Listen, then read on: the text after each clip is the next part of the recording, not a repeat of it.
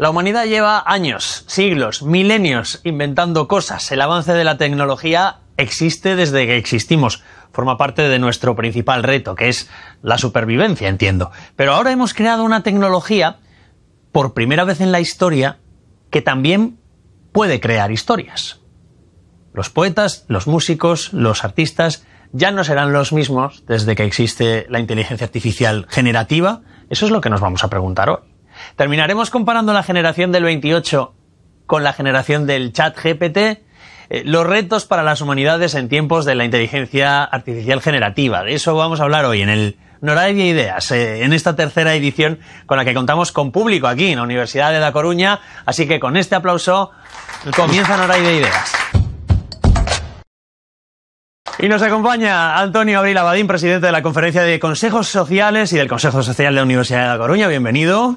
Muchas gracias. Y la eminencia en inteligencia artificial generativa, Paul Van Brantegen. Gracias por estar aquí.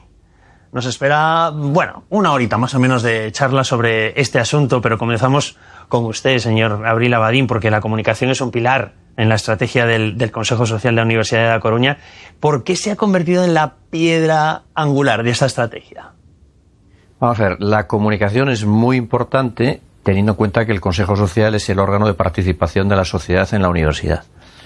La sociedad tiene que saber que estamos aquí. Este programa se llama Noray de Ideas. El Noray es como un poste al que se atraca un barco para buscar seguridad en el puerto. Pues sigo con los términos marineros. El Consejo Social tiene que ser un faro. Tiene que ser un faro que está continuamente iluminando, de manera que la sociedad sepa que está aquí y a través del Consejo Social pueda trasladarle pues sus inquietudes, sus sugerencias, sus recomendaciones para que realmente la universidad haga lo que tiene que hacer, que es servir el servicio público de educación superior, dar satisfacción a la sociedad, que es su verdadera dueña, y por tanto es muy conveniente que el Consejo Social se haga notar. Yo tuve ayer una reunión precisamente con presidentes de Consejo Social, no la tuve esta mañana una reunión con presidentes de Consejos Sociales y salió curiosamente este tema, ¿no? Salió este tema porque había ahí algún Consejo Social que no tenía presupuesto, tenía muy poco presupuesto, ¿no?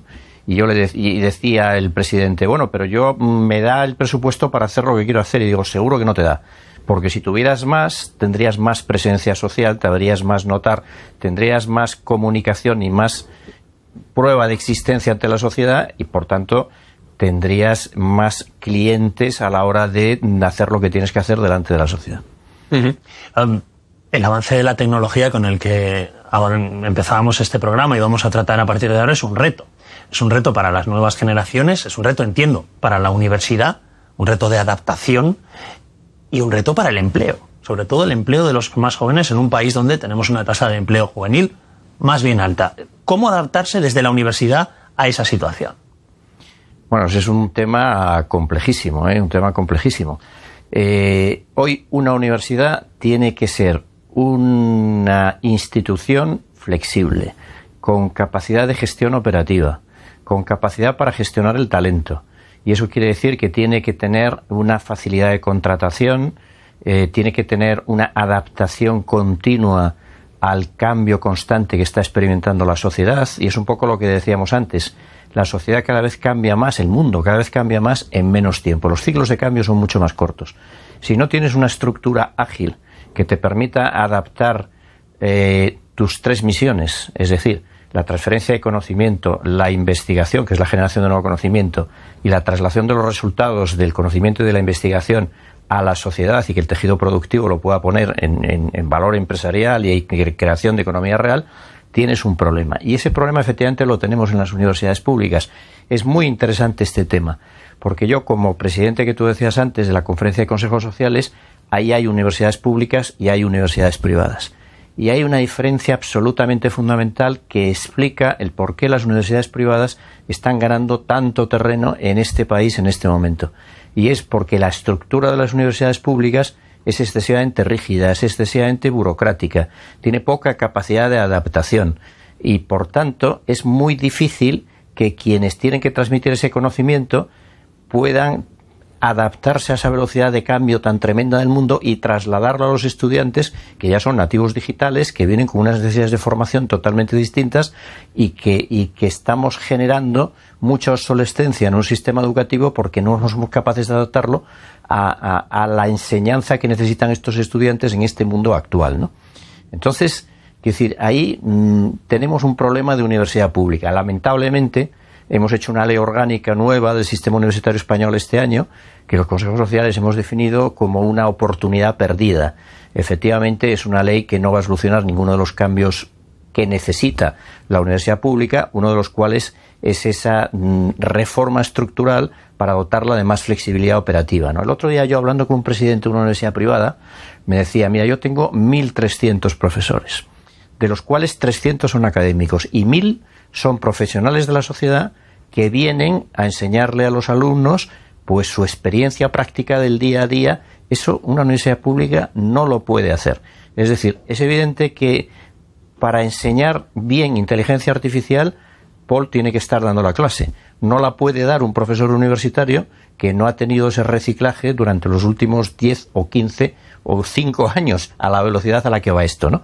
Entonces, si no hacemos que las universidades públicas tengan esa flexibilidad que puedan traer a Paul a enseñar, es un ejemplo, ¿no?, a enseñar pues inteligencia artificial, realmente tenemos un problema, ¿no? La Facultad de Humanidades colabora estrechamente con el Consejo Social en esta serie de programas sobre inteligencia artificial y humanidades. ¿Hasta qué punto, desde el punto de vista humanístico, cómo pueden ayudar las humanidades al ser humano, a nuestros jóvenes, a nuestros estudiantes en este contexto? Lo único que no se puede perder es la humanidad en este mundo. Es decir, todo lo que hacemos existe en razón de la felicidad del ser humano. Es decir, entonces esa felicidad requiere siempre un humanismo. Aquí hay un tema de doble ciclo, ¿no?, que yo lo he comentado mucho con gente de la Facultad de Humanidades y con su decana, ¿no?, que hoy no ha podido estar con nosotros. Es decir, las ciencias sociales, arte y humanidades tienen que incorporar la transformación digital, porque ya es absolutamente transversal a todas las áreas de conocimiento, ¿no? Entonces, hasta hace pocos años quizás sorprendía decir que artes y humanidades tenía que digitalizarse. Bueno, hoy es absolutamente evidente como cualquier otra área del conocimiento, ¿no? Pero también es verdad que la transformación digital, la digitalización, la inteligencia artificial, y hoy lo hemos comentado, tiene que humanizarse. ¿Por qué? Pues porque tiene que respetar criterios de ética, tiene que respetar la intimidad de las personas, no puede invadir el área de la esfera personal, y con el poder que tiene la inteligencia artificial, que hoy lo hemos visto, eso no es fácil de conseguir. Hoy comentábamos lo difícil que es la regulación jurídica de la inteligencia artificial. Todos estamos hablando de que hay que ponerle de alguna manera límites para salvaguardar precisamente el humanismo, la protección del ser humano, ¿no? Y lo difícil que es. ¿Por qué? Porque lleva tal velocidad de crucero y el derecho siempre va por detrás de la realidad, que probablemente cuando el derecho quiera regularlo, ya la inteligencia artificial esté muchos pasos adelante, ¿no? Es un reto, a mí como jurista me encanta, quiero decir que es un reto fantástico, pero muy complejo, ¿no? Quizá podríamos decir con el avance de la inteligencia artificial generativa, y ahora hablaremos largo y tendido con Paul, es más necesario que nunca que haya estudiantes de humanidades concienciados de la utilidad y lo importante que son. Sí, pero también es muy importante que en quienes hacen esa inteligencia artificial generativa estén junto a ellos expertos en humanidades que sepan darle un contenido ético y de respeto al ser humano, porque es muy importante reafirmar que las tecnologías están al servicio del ser humano, no el ser humano al servicio de las tecnologías. Por tanto, lo que hay que pedir es que en la generación de inteligencia artificial generativa haya expertos en humanidades. Y de hecho, las grandes tecnológicas nos consta que están incorporando, y espero que no solo sea de fachada, sino que también de contenido, expertos en humanidades que están participando en todos los procesos de elaboración de las nuevas tecnologías. Esperemos que siempre sea así, que sean las nuevas tecnologías al servicio del ser humano y no al revés. Bueno, de eso también le vamos a preguntar a Paul. Antonio Abril Abadín, presidente de la Conferencia de Consejos Sociales y del Consejo Social de la Universidad de La Coruña. Gracias por estar en esta tercera edición ya del Noray de Ideas, y gracias por confiar y avalar en este proyecto. Muchísimas gracias por la invitación, encantado de estar aquí. Yo creo que es una gran iniciativa, está mal que yo lo diga, pero en esa idea de que hablamos antes de comunicación, ¿no?, de llegar a la sociedad, de que se vea que los consejos sociales somos realmente sociedad, aunque estamos dentro de la universidad y hacemos eso que nosotros hablamos de hacer de puente entre la universidad y la sociedad, que es muy importante. Gracias, Antonio. A ti. Un saludo. Paul van Brantegen, bienvenido a Nora y de Ideas. Nombre flamenco. Belga, sí. Belga. La pronunciación ya la siento, pero tú eres de Vigo. Sí, y bueno, de hecho el segundo apellido es Lorenzo, que es más gallego. Sí, sí. Y háblanos de ti, ¿cómo un chico de Vigo se convierte en una eminencia en inteligencia artificial? Pues eminencia es todo un halago, que me lo digas. Hombre, aquí estás en la universidad. Sí, sin duda. No, además compartiendo con Antonio Mesa hace poco, que además me ha gustado muchísimo lo que ha dicho. Primero porque veo que conoce bien, o sea, bueno, claramente conoce bien los problemas y está sabiendo cómo atajarlos, ¿no? Que yo es lo que veo también mucho en la universidad pública muchas veces, que se estanca, sobre todo con el crecimiento que está viendo tecnológico, ¿no? Entonces, es, vamos, un placer escuchar yo eso. no sé hasta qué punto el crecimiento ttecnológico de la inteligencia artificial, por ejemplo, es que es exponencial, es rapidísimo. Y las instituciones, quizá no solo la universidad, se están quedando atrás también a la hora de legislar esto, de atajarlo, de súper complicado, controlarlo. Sí, claro, sí, bueno, es complicadísimo. Luego lo veremos, que no te he contestado, perdón. Pero bueno, de Vigo, Madrid por estudios y Madrid luego trabajo y vamos, y ya de ahí es muy difícil luego volver. Ahí los trabajos que hay en Madrid siempre es difícil luego volver a Galicia. Aunque te gustaría, luego acabas haciendo vida allí. Recuerdo que en los primeros años, de hecho, me compré una furgoneta con la idea de, bueno, como vivo en Madrid, pues mira, al menos me compro una furgoneta y me escapo. Pues no. Al final Madrid me ha cogido. Que me gusta, pero no tanto como Galicia. Y para ser una eminencia, insisto, en inteligencia artificial, ¿dónde se cuece? ¿Dónde están los foros de debate sobre lo que tenemos, sobre lo que viene, sobre lo que ya hicimos? Claro, es muy interesante y de hecho lo hablamos antes porque hay como muchos perfiles diferentes que se juntan dentro de la inteligencia artificial. Y claro, cada uno tiene su visión y puede ser un choque muy diferente, pero incluso se ven los proyectos a la hora de desarrollar proyectos de inteligencia artificial. Una persona técnica puede desarrollar algo, te llega alguien de negocio y te dice, a mí eso no me da valor. O sea, puede estar muy bien técnicamente, pero no me da valor. Entonces, claro, es importante que diferentes tipos de perfiles nos juntemos todos para todo esto. ¿Y dónde se suelen juntar? Pues sobre todo, por ejemplo, yo llevo una asociación que se llama Espenillay, en la cual tenemos gente muy técnica. Entonces en ella pues normalmente hacemos eventos, nos juntamos con el objetivo de ver casos de uso y también de debatir un poco el estado actual de la inteligencia artificial. Luego hay otras asociaciones también, como Estado Disella, que es justamente una asociación que está involucrada en la inteligencia artificial en el ámbito ético, y ahí tienen, pues por ejemplo, mucha más gente jurista.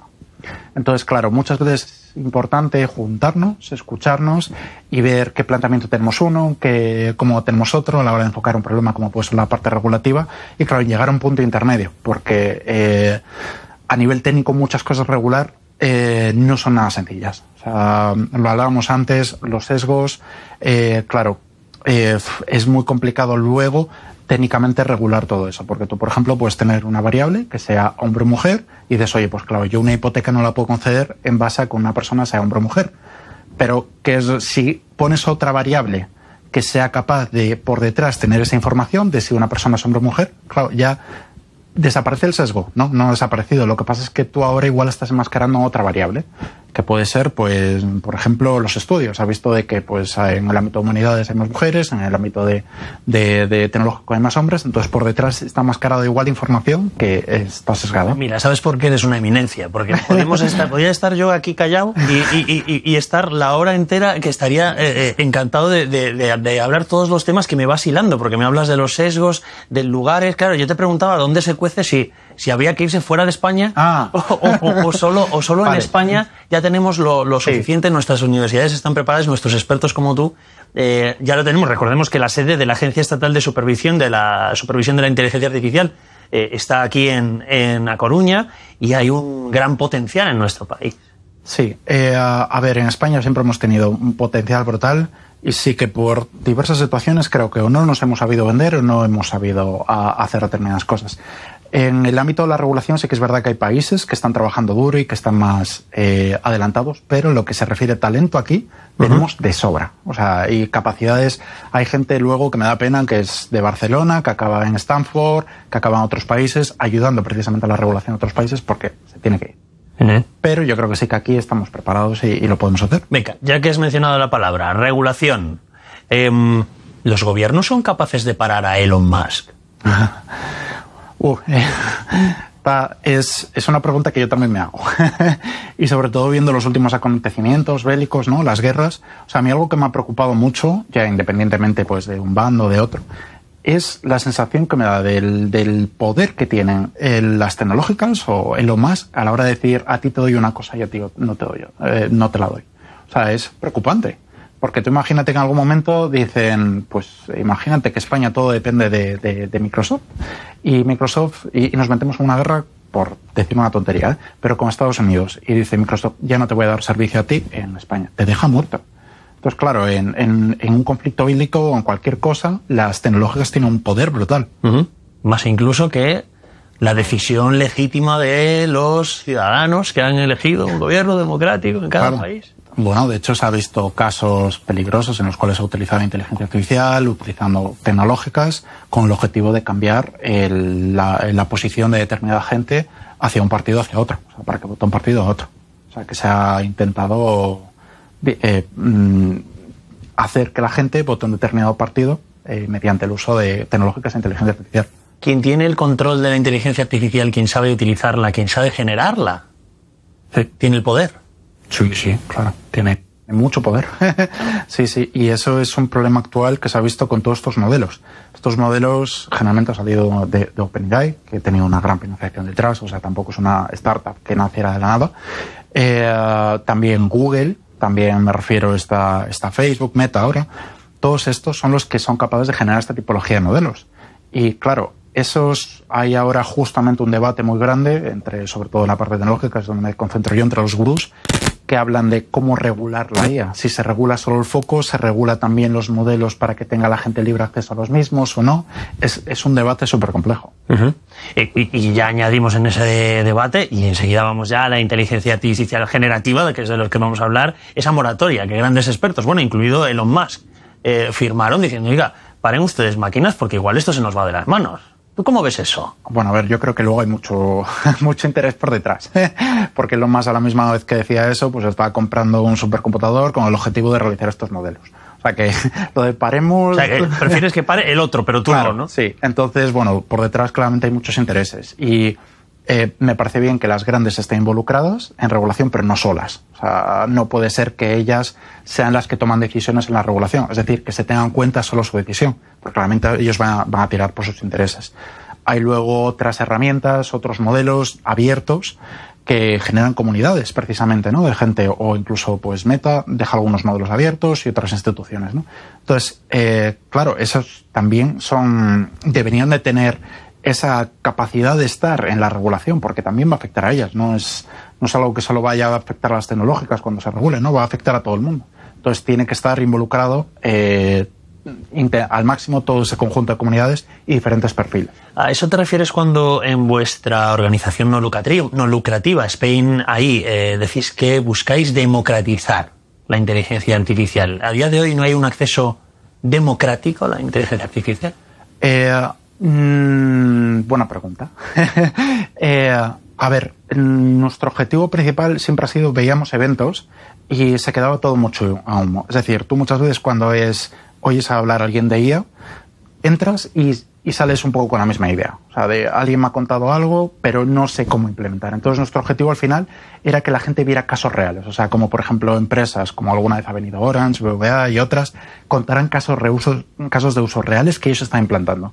Y dentro de lo posible, porque muchas veces tiene un acuerdo de confidencialidad, lo más detallado posible, para que luego ese conocimiento sirviera a otra gente a adoptar estas tecnologías. Entonces, claro, con democratizar al final es la idea de que la gente conozca la realidad, dónde se está implantando de verdad, para que luego otras empresas, pequeñas empresas, lo que sea, nazcan a partir de ahí y la pueda implementar. Sin el miedo de decir, bueno, es que esto me lo han contado, pero no sé lo que hace, entonces yo no me meto. ¿Hasta qué punto, ahora mismo, hablando de democratizar, una pequeña empresa, una pequeña mediana, el panadero, puede ser más productivo, por decirlo así, utilizando herramientas de inteligencia artificial? ¿Hoy es posible? Sí, siempre con cautela y con uno de los temas que yo siempre pienso, que es la parte de educación hacia todo el mundo, lo puedo utilizar para cualquier cosa. O sea, lo puede hacer tanto para describir mejor sus productos, para hacer mejor campañas de marketing, incluso si se quiere expandir para Internet, que le ayude, ¿no?, con una estrategia. Para todo eso le puede ayudar, claramente, pero siempre con mucha cautela, porque esto es una herramienta, tiene sus limitaciones, tiene sus beneficios y siempre hay que utilizarla pues de manera lo más óptima posible. Decíamos, es la primera vez en la historia que el ser humano crea una herramienta que crea historias. Bueno, esto tiene unas consecuencias. ¿A esto le llamamos la inteligencia artificial generativa? ¿Exactamente qué es? La inteligencia artificial generativa es como una rama de la inteligencia artificial que es capaz de, a partir de muchos datos, aprender un poco cómo es la distribución subyacente de estos mismos para generar nuevos datos sintéticos que nunca ha visto. Entonces, por ejemplo, nosotros le metemos un texto y es capaz de generar un texto completamente nuevo. Entonces, esto es la generativa, ¿no?, que genera algo a partir de haberse entrenado con muchísimos datos y aprender la distribución que hay por detrás de los mismos. Es decir, que tú podrías crear un presentador del Noray de ideas, el que a ti te guste, a imagen y semejanza, con una cara nueva, con una voz distinta, y que pueda hacer un cuestionario y presentar este programa. ¿Esto se puede hacer? Sí, seguramente no tan bien como tú, pero sí. Gracias por... No podías decir otra cosa, pero gracias por eso, lo que nos lleva al gran debate y a la gran quimera. Te lo hacían muchas preguntas a alumnos arriba en la charla que diste. El empleo. Esto es un reto. Esto se va a llevar por delante muchos puestos de trabajo. Sí y no. Como buen gallego, va a cambiar la forma en la que trabajamos. Y, de hecho, algo que comentó Antonio, que me parece perfecto con respecto a las universidades, va a aplicar también con los puestos del futuro. Flexibilidad y adaptación. Me refiero, una de las cosas que tiene mi puesto de trabajo como científico de datos es que las herramientas que utilizaba hace, sin exagerarte, 6 meses son completamente diferentes a las que utilizo ahora. Las metodologías, todo ha cambiado. Entonces, los nuevos empleos va a significar cambiar la manera en la que trabajamos y adaptarnos a estas nuevas tecnologías que van naciendo para justamente mantener los mismos. Si nosotros nos mantenemos estancados y, por ejemplo, no utilizamos ahora estas herramientas para nuestro negocio, es más posible que vayamos mucho más lentos que otros que sí que las utilizan, ¿no? Entonces, estos nuevos empleos van a tratar de adaptarse, de ser flexibles. Y claramente, pues, va a reducir empleos. Yo no creo que vaya a cambiar en sí las profesiones, no creo que a un desarrollador se lo vaya a cargar.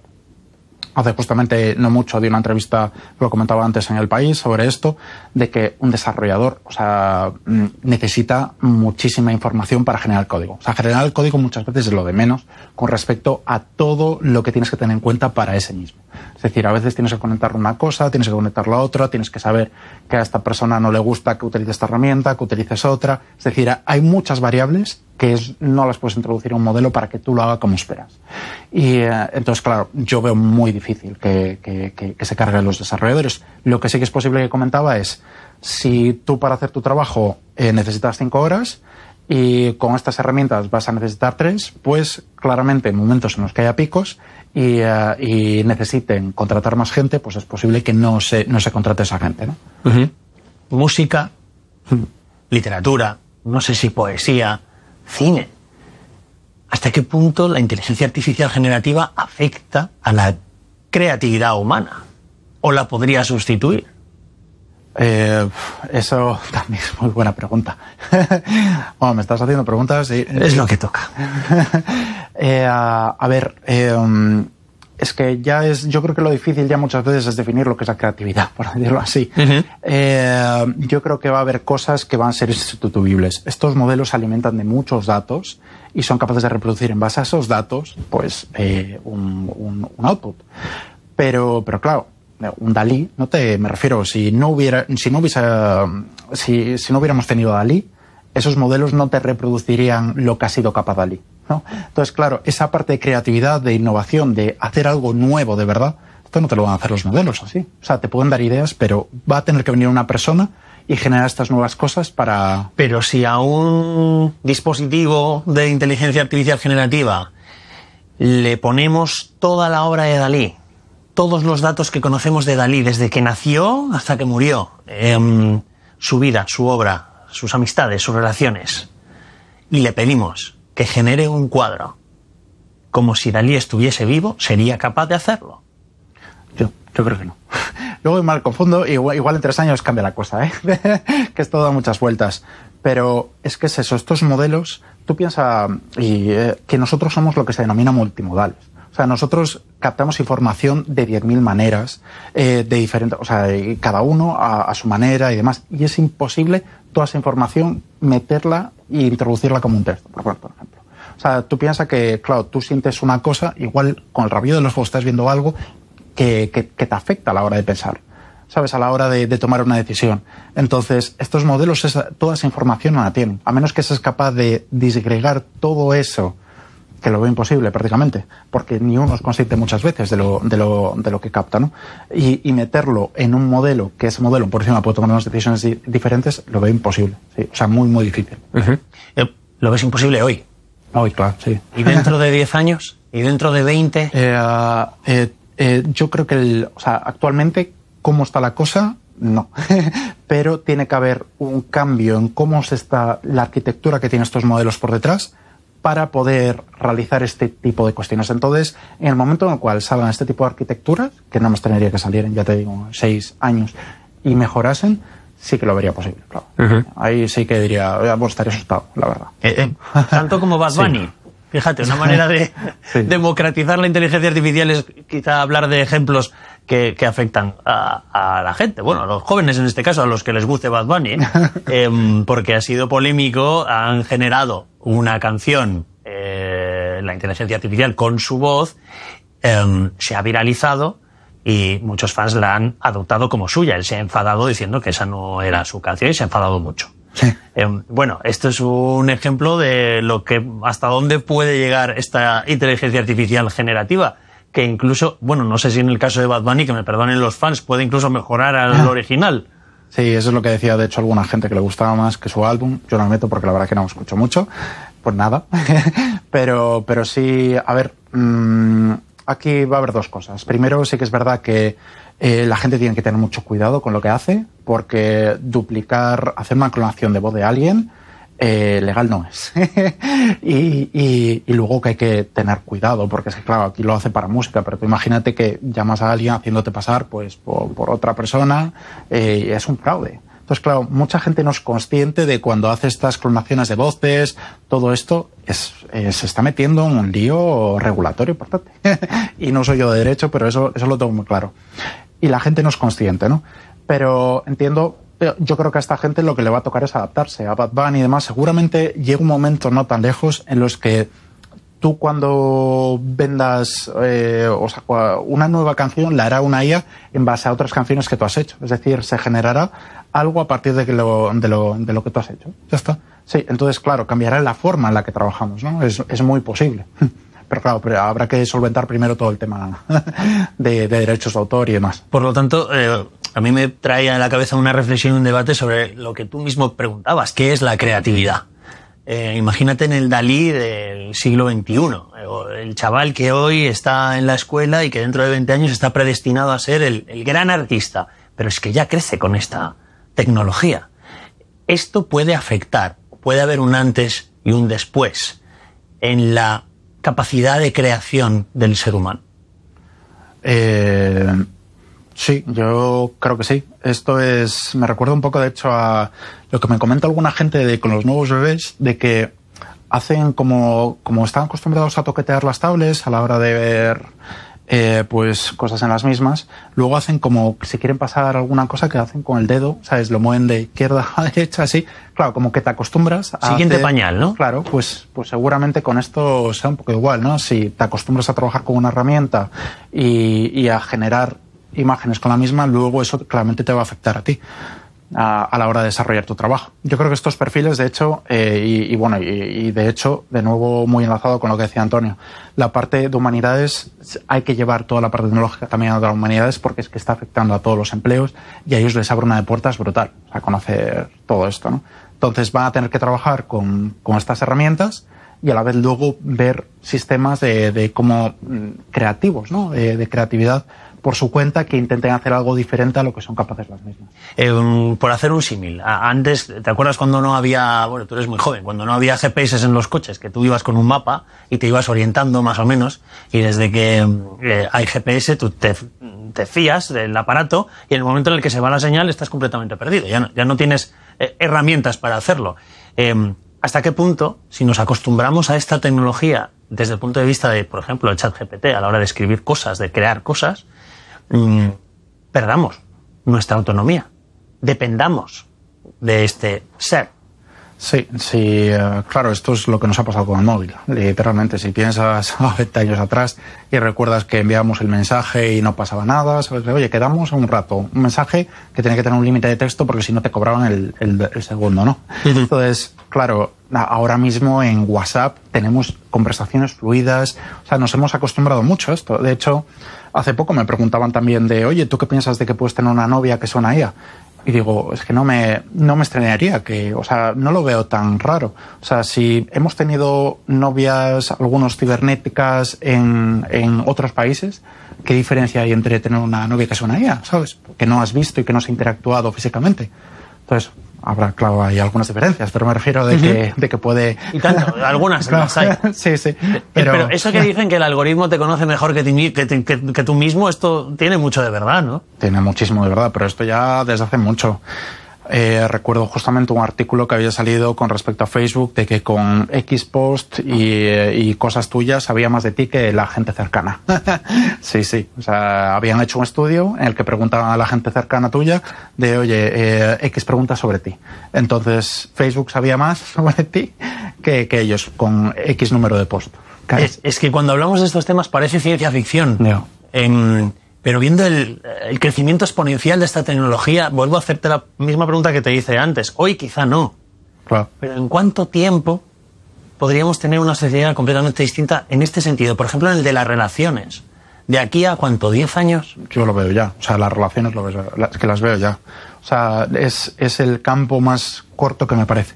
Sobre todo en la sociedad, como está ahora la sociedad, ¿no? O sea, es que la IA es un pequeño paso con respecto a lo que hemos hecho, porque lo difícil era tener un móvil y relacionarnos todo el rato con el móvil. Incluso a veces tienes a tu amigo delante y le estás escribiendo un WhatsApp con el móvil, ¿no? Entonces, claro, no me parece tan raro ahora eso de interactuar mediante teléfonos, tablets o lo que sea con otra gente y tener novias, amigos y demás que sean IA. Hace pocos días cumplió un año el ChatGPT.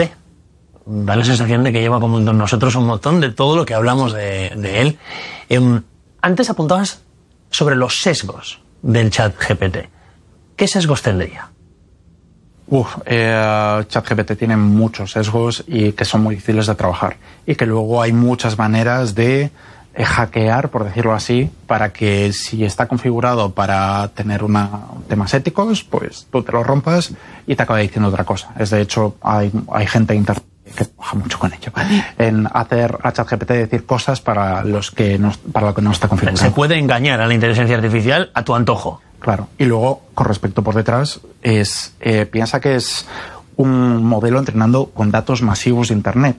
O sea, hay más sesgos, no podemos encontrar en Internet. Vamos, recuerdo un caso de Facebook, creo que fue Facebook, Microsoft, perdón, que habían puesto un bot hace bastante tiempo, 4 años o algo así, que se llamaba Tai y se alimentaba de los tweets que le enviaba la gente.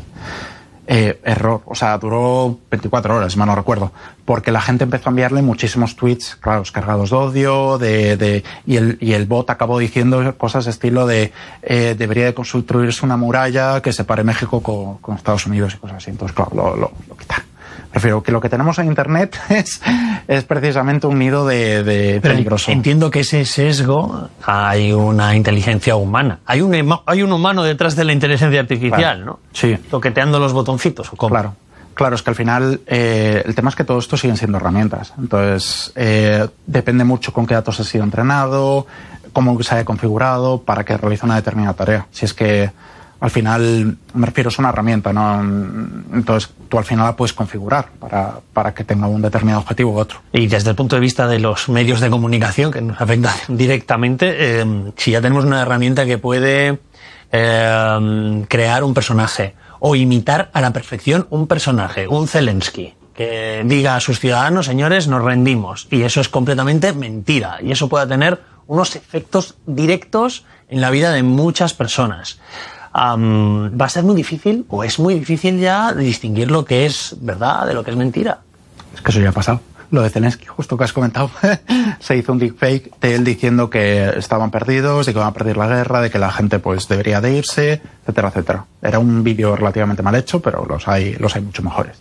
Y entonces, claro, el tema sobre todo es que si no hay esa educación a toda la gente de lo que es la IA, de que sea mucho más crítica con lo que hay ahora mismo, porque hay que ser muy crítico con todo, pues somos carne. Claro, pero sí, la educación, y hay que tener sentido crítico, pero ponte en el lugar del que está en Ucrania viendo ese vídeo. Claro, sí. Como para que le expliques que no, es que a veces te viene y lo ves y te lo comes. 100%, sí. ¿No hay un antídoto para eso? Más allá de la educación y de que tengamos cuidado, sí, perfecto. ¿No hay una inteligencia artificial que le puedas pasar para que, oye, esto es verdad o esto es mentira, como los billetes falsos? Hay cosas en las que fallan, con las que tú puedes identificar, que, por ejemplo, que son deepfake. A veces, pues, por ejemplo, hace mal lo que son los labios. Luego depende mucho porque hay una persona por detrás del deepfake, ¿no? O sea, le cambia la cara, pero por detrás hay una persona. Entonces, a veces ves como si tiene barba o cosas así, cosas que cambian. Y sobre todo si mueve también la cara, pues no son capaces ya también de adaptarse a este tipo de tecnologías. Entonces sí que se puede identificar muchas veces, pero es lo que tú dices también, a menos que estés ahí atento, tampoco te vas a poner a fijarte si puede ser un deepfake. O sea, tiene que ser algo que te llame la atención, claro. Y sobre todo luego en clonación de voz y demás también es muy, muy difícil. Y cada vez han mejorado muchísimo. Y claro, está pasando ahora, ¿no? Hay como fraudes en los cuales una persona te llama, tú empiezas a preguntar cosas, te clona la voz y luego pues llama a algún conocido con el objetivo de hacerse pasar por ti y cometer un fraude. Sí. Realmente tiene esa parte de peligro. No queremos demonizar la inteligencia artificial, solo queremos, estudiarla, ver realmente a qué nos estamos enfrentando. Quizá tiene partes positivas, las tiene, de hecho. Por ejemplo, hablábamos de los sesgos. Un sesgo es algo que tenemos los seres humanos, siempre decimos, ¿no? La objetividad no existe desde el punto de vista de que somos sujetos. Claro, pero una inteligencia artificial no es un sujeto. Con lo cual, ¿sería posible alcanzar la imparcialidad absoluta utilizando la inteligencia artificial? Eso es muy buena pregunta, para variar. Y el tema, claro, estas inteligencias artificiales se alimentan de datos. Y esos datos, si han tenido sesgos, se van a ver casi 100% seguros reflejados en los propios modelos.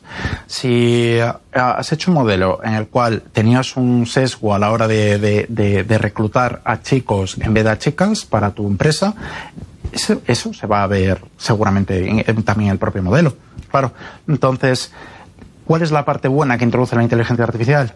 Que tú ahora tienes herramientas también para evaluar esos sesgos. Es decir, tú a una persona, si le dices, oye, mira, estás siendo machista y por eso no estás cogiendo mujeres, te va a decir claramente que no.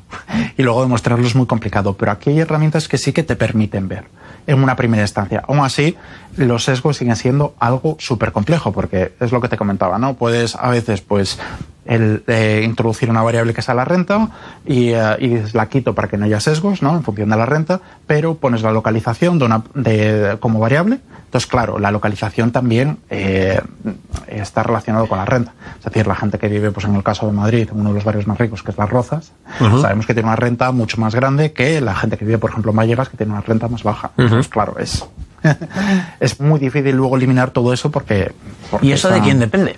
¿De quién depende la ética de esos sesgos? ¿De cada una de las empresas o también los gobiernos están en eso? Sí, o sea, ya de hecho hay determinados modelos y sistemas que ya están regulados bastante en este aspecto, ¿no? Por ejemplo, un banco no puede dar una hipoteca, pues eso, en función del sesgo o alguna otra variable que claramente no sea ética, ¿no? Entonces, claro, eso está regulado y por eso utilizan modelos relativamente simples, o sea, mucho más simple de lo que sería, por decirlo así, ChatGPT, pero que son muy fáciles de entender cómo están tomando las decisiones. Entonces, claro, tú ahí puedes ver precisamente, oye, si puede estar habiendo un sesgo o no. Que por detrás luego pueda haber otros sesgos, eso es algo que yo creo que no es imposible de trabajar, porque es que toda todo tiene vivimos en un mundo que todo tiene una codependencia brutal. Y de hecho estos modelos, luego cómo toman las decisiones es en base a sesgos. O sea, ve un patrón en algo y dice, oye, lo implemento. Uno de los sesgos puede ser la privacidad, mantenerla. O hay niveles de privacidad. ¿Hasta dónde puede llegar el ChatGPT para poder encontrar datos personales o no de ciertas personas? De hecho, hubo bastante ya debate con ChatGPT y la parte de privacidad. Se metieron en algún lío con algún país. O sea, me refiero a Italia, durante un momento los estuvo prohibiendo porque no se sabía muy bien si cumplían con la GDPR y demás. No soy jurista, o sea que tampoco me meto mucho en esto. Pero sí que hubo bastante debate y aún sigue habiendo debate con ojo de cómo son utilizados todos los datos de entrada, si tienen copyright, si tienen derechos de autor y hay de hecho demandas en curso. Luego con la parte de que puedan extraerte información, o sea, de que su uso sea fraudulento, eso claramente hay que regularlo. O sea, de que, por ejemplo, tú imagínate que yo utilizo ChatGPT para enviarte un email que personalizado para extraerte las contraseñas de algo que se está haciendo. Entonces, claramente, eso ya es un uso que estás dando tú a la herramienta y que claramente es fraudulento. Entonces, claro, ahí más que problema de ChatGPT es de la persona que está utilizando ChatGPT para ese objetivo, ¿no? Desde mi opinión. Es cierto que son preguntas quizá más relacionadas con la anterior edición del Noray de Ideas que tuvimos a Bodhat Suara. Claro, sí. Hablamos mucho sobre la regulación, la ley y demás, pero es cierto que tú como experto en inteligencia artificial generativa, claro, aquello que se genera derechos. Si tú generas una canción, tienes derecho de por vida y 50 años después de muerto, si no recuerdo mal. Pero, ¿y si lo haces con la ayuda de una inteligencia artificial? ¿También es tuyo o es de la empresa que posee esa inteligencia artificial?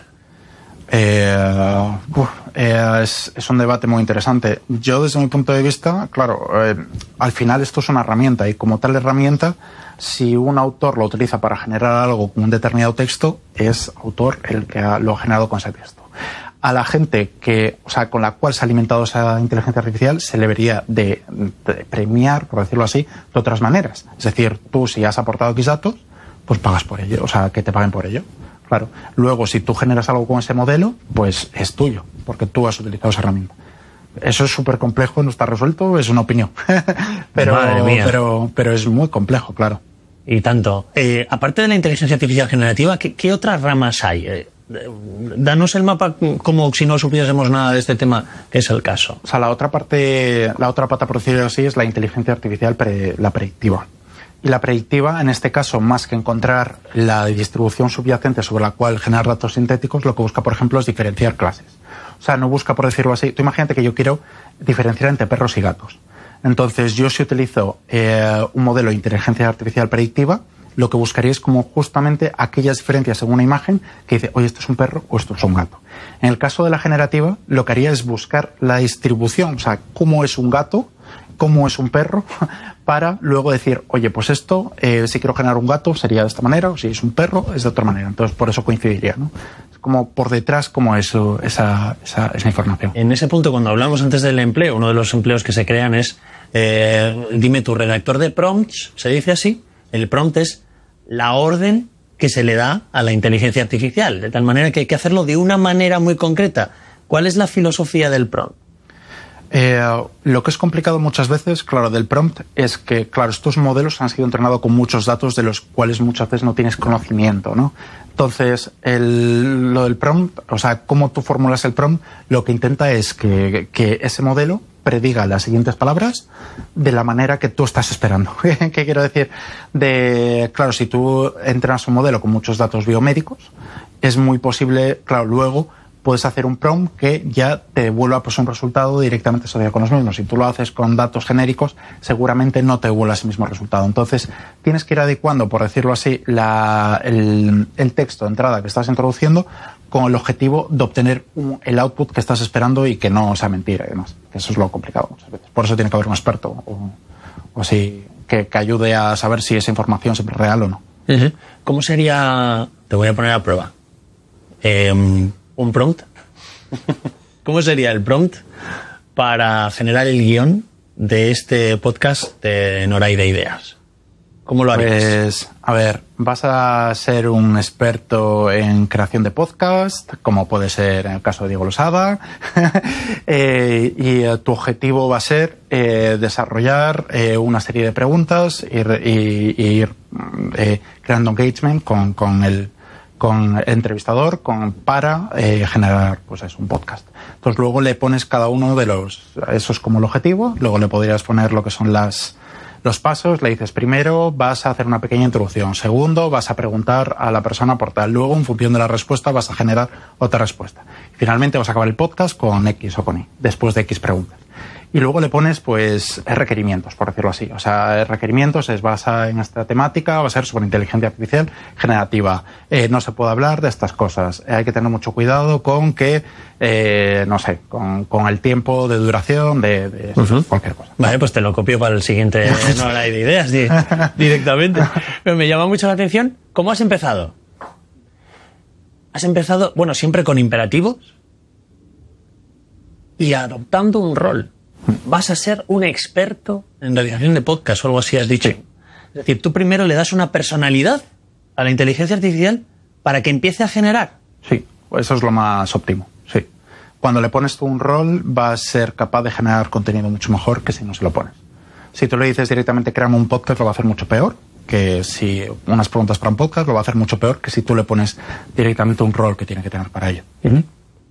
Y no falla. Falla mucho, sí. Pero, ¿más que el humano o menos? Pues diferente, diría. O sea, lo comentaba antes que para mí sería como una persona que sabe que miente, pero te lo cuenta tan bien que te lo crees, ¿sabes? Entonces... Bueno, algunos periodistas también te aseguro que lo hacen. Pero lo que me lleva al siguiente debate. ¿Cuántas cosas hay en nuestra sociedad controladas por humanos que hay mucho fallo humano y que pueden costar vidas? Se me ocurren varios ejemplos, pero tira tú. Si eso se sustituyese por una inteligencia artificial, tendríamos una vida más feliz en ciertos aspectos de nuestra sociedad. ¿Cómo lo ves? Yo, como siempre, tiro porque la IA, más que sustituir, es una herramienta de uso siempre dirigida por profesionales. Aunque a veces alguien pueda tomar la decisión no acertada por X o por Y, el problema que tienen las IAs es que se alimentan de una serie de datos. Te voy a poner un ejemplo que me pasó a mí. Pues desarrollé un modelo de predicción de ventas de una compañía y se decidió que llegó el COVID. Entonces, ese modelo se había alimentado de toda información en la que no había COVID. Entonces, claro, a partir de ahí, el modelo empezó a fallar pues con el papel higiénico, porque la gente como loca empezó a comprar papel higiénico, falló con temas de electrónica y otra serie de cuestiones. ¿Por qué? Porque, claro, se había alimentado con datos anteriores, claro, y eso era imprevisible, entonces empezó a fallar. Un humano ahí puede ir más o menos estimando mucho más rápido quizás que un modelo, porque necesita menos datos para tomar esas decisiones. Puede inferir de otros casos lo que piensa que puede suceder. Un modelo no, necesita más datos, más contexto para poder luego volver a ser útil en ese caso, ¿no? Entonces, es por eso que, claro, la IA siempre te va a ser como una herramienta que te ayude, pero no va a sustituir, desde mi punto de vista, a ese experto humano que tiene conocimiento para realizar esa tarea. Claro, de aquí yo estaba pensando, por ejemplo, y lo hablábamos con Borja, los accidentes de tráfico. Muchos de ellos son imprudencias humanas, sí. O errores humanos, igual un piloto. Es verdad que los accidentes en los aviones son muy pocos, ¿no? Pero ¿hasta qué punto, si ese margen de error que pueda existir te lo puede dar una inteligencia artificial? Yo no sé si la sociedad llegará el momento en el que haya ese debate. ¿Hasta qué punto podemos confiar nuestra seguridad en la inteligencia artificial en el momento en el que demuestre que sea más seguro, claro, que lo lleve un humano? Claro. Bueno, ese debate yo creo que ya de hecho, de que ya sucede, de que hay determinados lugares, como si mal no recuerdo San Francisco, que tienen ya coches autónomos, como taxis, y bueno, entonces claro, en ese momento estamos confiando más en una IA que en múltiples IAs, porque está configurado por muchísimas, que en sí que en un humano. ¿Qué es lo que sucede? Que claro, que es que, y se vio muy bien con casos de San Francisco, que luego la IA falla. Entonces hubo gente que le ponía un cono encima del coche y ya no se movía porque le desconfiguraba. Le pones un cono y dice, oye, veo un cono, me tengo que parar. Entonces lo pones ahí en el capó y ya no se mueve. Entonces, claro, ¿por qué? Porque no estaba preparado para ese caso. Entonces, claro, tiene que venir un humano y prepararlo para ese caso, que es a donde quiero llegar. sí que es verdad que hay cosas, como comentas, que te permite ayudar a la toma de decisiones más rápidas, pero siempre, ya te digo, tiene que haber como un humano detrás que ayude a desarrollar esto, o sea, a llevarlo adecuadamente. ¿Y hasta qué punto, hablamos antes de la privacidad, la inteligencia artificial puede ser también confundida o puede alguien tener la tentación de utilizarlo como una herramienta de control? Claro. De control de cada uno de nosotros. Imagínate que hay una inteligencia artificial asociada a cada uno en nuestra manera de tributar Hacienda, imagínate. O que rastree exactamente todos nuestros movimientos, una inteligencia artificial. Igual el fraude se quitaría, no lo sé. Pero claro, eso entra en contradicción con muchos derechos. Tengo que decir que la parte de la administración que creo que más EA Big Data tiene es la de Hacienda, seguro. Sí, igual no ha sido el mejor ejemplo. Sí, pero no, pero sí, tienes razón. Pues luego es muy difícil porque echa la ley, echa la trampa. Me refiero, siempre, es lo que te digo, siempre puede haber nuevos casos en el que la gente encuentra una manera de cambiar la situación. Y luego que, claro, es el tema de la privacidad, es lo que tú comentas. Y fue un tema también importante con el COVID, ¿no? Y hay países que implementaron sistemas de videovigilancia masiva, en el cual, pues, eran capaces de identificar por dónde se ir moviendo cada una de las personas, que, claro, dices, oye, muy bien, pero esto atenta contra la privacidad de cada uno. Y puedes llegar a ser un peligro importante, ¿no? Y se ha visto incluso como determinados países lo usan para cuestiones poco éticas.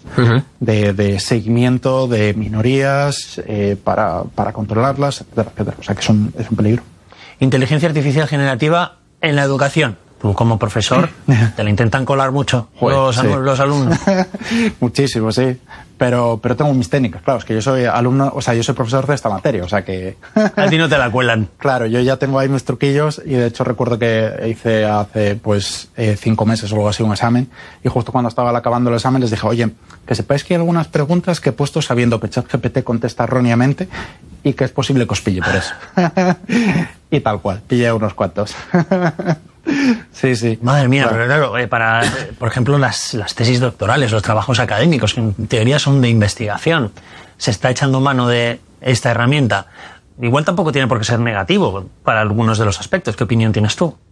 Yo creo que, o sea, sobre todo los que somos del ámbito científico, redactar nos gusta cero. O sea, nos gusta muy poco, para ser francos. O sea, pero ya sea en un paper científico, ya sea en cualquier cosa, ¿no? O sea, es como la parte que es como menos tangible, por decirlo así, y bueno, menos orientado a lo que más nos gusta, ¿no? Entonces, claro que nos puede ayudar, pero como todo, con un uso responsable y teniendo el conocimiento detrás, chequeando que lo ha hecho correctamente y demás. No puedes dejar que una IA haga pues, tu trabajo y decir, oye, ya está, y no lo revisa, porque la realidad es que es muy probable que se esté equivocando en determinadas cosas que te puedan costar bastante caro. Entrevistábamos el otro día en el programa una empresa que había creado 2 perfiles en redes sociales. Había creado a 2 mujeres, 2 modelos. Sus números de seguidores había disparado, bellísimas, unos cánones de belleza, y que, claro, parecían reales, es que eran reales, pero no lo eran. Eso hoy, vuelvo con la misma pregunta, dentro de 10 años, si esto ya se hace ahora, ¿cómo puede cambiar nuestra percepción sobre los cánones de belleza, la propia autoestima de muchos jóvenes que ven que eso es un cuerpo real cuando no lo es, y igual no es ni posible? Sí, de hecho, cuando comentabas antes un poco si podíamos tener una novia o no, me acordaba de una modelo que había, o sea, salió una noticia de una modelo que justamente pues le ponían que es generada por IA, le ponía muchísimos seguidores, oye, preciosa, no sé qué, claro, la gente no se enteraba y estaba ahí pues engatusado con ella, ¿no? Entonces decía, oye, que tiene esto ya de lejos de que sea la novia de alguno y que esté contento, ¿no? Entonces, claro, si ya ahora somos capaces de eso, en 10 años va a ser una barbaridad, porque esto, además lo comentaba antes en la presentación, o sea, ves los cambios de la generación a partir de un texto, una imagen que se han producido entre 2022 y 2023, es una locura. O sea, los modelos han mejorado muchísimo. Tienen algunas cosas que aún quedan por mejorar, por ejemplo, cuando tú tienes la imagen de una modelo, luego si quieres replicarla en otras fotos, siempre suele haber algunas complicaciones, ¿no? Igual no replica bien algunos gestos faciales, en algún lugar se puede notar que no es como la misma persona, ¿no? Entonces, claro, esas limitaciones cada vez se van a ir corrigiendo más hasta un punto que va a ser muy difícil identificar en redes sociales quién es una persona real o no. De hecho, yo te reconozco que una de ellas aparece en Twitter, promocionado, aparecen fotos de esta misma chica. Y luego veía, pero esta chica no vive. O sea, porque eran fotos todo el rato, en lugares muy íntimos de su vida. Al final, claro, el hecho de que no exista tiene más facilidad quizá de una persona que con sus ciclos vitales que está sometida a ese ritmo, ¿no? Mencionaste antes algo que pasamos por encima y me gustaría profundizar. Los resultados electorales y la capacidad de estas herramientas para poder influir en las decisiones de las personas. Al fin y al cabo estamos hablando de algo serio, que es la democracia y de quienes nos gobiernan, que luego pueden tener capacidad de decisión sobre esas mismas herramientas. Claro, sí. Ese es uno, vamos, de hecho, hace poco leí un paper que me pareció muy interesante sobre el gobierno chino, cómo estaba controlando las redes sociales con el uso de todas estas tecnologías generativas. Que, por decirlo así, antes tenía 100 personas haciendo estas cosas y ahora lo puedo hacer todo prácticamente automatizado con una IA, ¿no? Entonces, es un problema muy gordo que venimos enfrentando desde hace mucho tiempo. Para mí, lo bueno que ha traído ChatGPT es que lo ha puesto de manifiesto, porque ya ha pasado anteriormente que se ha controlado, o sea, la opinión pública mediante el uso de la inteligencia artificial. Conocemos el caso de Cambridge Analytica, en el cual, pues bueno, se utilizó información de Facebook con el objetivo de identificar personas que iban a votar un partido, a otro que estaban indecisas, y a todos aquellos indecisos empezar a enviarles muchísima publicidad, muchísima, pues, fake news, etcétera, etcétera, con el objetivo de que acabaran votando un candidato. Y eso es un hecho probado, ¿no? Entonces, claro, eso pasó, no recuerdo, 2015, 2016, por ahí. Y claro, y pasó en 2019 también en las elecciones españolas. Se hicieron estudios de cómo en Facebook se utilizaban, pues, fake news. Sabemos todos que los partidos políticos, está claro que utilizan bots, algunos más, otros menos. Es un tema muy grave. Lo bueno de ChatGPT es que lo ha puesto, entre comillas, de relieve, ¿no? Que es lo que comentaba al principio también de la charla que di antes, que es que anteriormente yo decía a la gente, trabajo en IA, y me decía, muy bien, qué friki ahí, ¿no? Con los datos, sí, jaja. Pero es que ahora me viene la gente preguntando, ¿qué es eso de la IA? Oye, estoy preocupado, mi empleo, no sé qué, ¿cómo me afecta? Entonces, claro, eso es la parte súper positiva que he visto de todo esto. Pero sí que está claro que aunque muchas veces somos conscientes, luego no queremos. Hablando con un experto en comunicación política, me lo explicaba como un campo de batalla. Que tú tienes tu ejército, con tus soldados, tus generales y demás, y el otro también. Tal cual, sí. Claro. Quien tiene la herramienta de la inteligencia artificial, quien tenga esa empresa o ese poder, si está en un lado o en otro, puede decantar la balanza. Y no hay muchos que tengan esta herramienta. ¿O sí? Yo creo que sí. No, estoy casi seguro de que lo utilizan muchísimo. Prácticamente, o sea, segurísimo. O sea, que utilizan bots, que utilizan tecnologías precisamente con el objetivo de persuadir a la gente, de votar lo que su partido quiere, ¿no? Y con eso vuelvo incluso a la parte sobre todo de la educacional. O sea, hay una parte que se nos escapa muchísimo a la sociedad, que es educar a ser un poco críticos. O sea, que no todo lo que nos llegue, digamos, oye, esto es verdad, y sobre todo cuando estamos en esta situación súper polarizada, ¿no? Que digamos, esto lo cojo, ya me lo quedo, esto no, porque no me interesa. Eso, claro, yo a veces lo vivo internamente, ¿no? De decir, me llega una noticia y si tengo a veces que ver de quién es para decir, me gusta o no me gusta. Y eso, claro, soy consciente y digo, súper grave. Porque esto realmente es un problema de que yo sé que tengo un sesgo y al final no quiero ser consciente de la realidad, quiero que reafirme mi sesgo las noticias, ¿no? Entonces es un problema, claro. Y por eso es también esa parte crítica y de educacional la que tenemos que trabajar mucho. Y ya por último, Paul, que en este No hay de ideas ya sabes que lo explicaba Antonio muy bien, ¿no? Cuando los navegantes, que Coruña es ciudad de muchos navegantes, están mucho tiempo en alta mar y demás, lo primero que encuentran cuando llegan a tierra es ese ancla, ese mogote de hierro que está en el muelle, es su primer contacto a tierra y es por ordenar un poquito las ideas. Aquí imaginamos también el inmediato futuro. ¿Cuál crees que es la quimera de la inteligencia artificial? ¿Hasta dónde podemos llegar en un futuro que podamos conocer nosotros? Yo creo que claramente vamos a poder llegar a un futuro en el que tengamos una inteligencia artificial que sea capaz de tener un funcionamiento muy similar al de un humano. O sea, es algo que cada vez me da la sensación de que está más cerca, es lo que se está estudiando actualmente. O sea, las grandes no están estudiando otra cosa que donde fallan actualmente los modelos, intentar justamente ser capaces de mejorar. ¿Esa es la llamada singularidad? Sí, hay como algunos pasos previos, pero sí, o sea, el futuro yo creo que sería la singularidad. Y yo creo que estamos lejos, pero no tan lejos. O sea, esa es la pregunta que te iba a hacer. ¿En cuánto? Sí. ¿En cuánto tiempo? ¿En cuánto? Sí, claro. Eso yo soy muy político ahí bueno, llegaremos. No, yo creo que es posible, pero también espero que se regule y se hagan cosas para que en el momento en el que llegue no suponga una amenaza, sino que suponga algo beneficioso para todos. Paul Van Branteghem, ha sido un auténtico placer contar contigo aquí en la Universidad de La Coruña en esta tercera edición del Noray de Ideas. Muchas gracias por estar con nosotros. A ti, muchas gracias. Cerramos este tercer episodio del programa de podcast promovido, ya saben, por el Consejo Social de la Universidad de La Coruña, Noray de Ideas.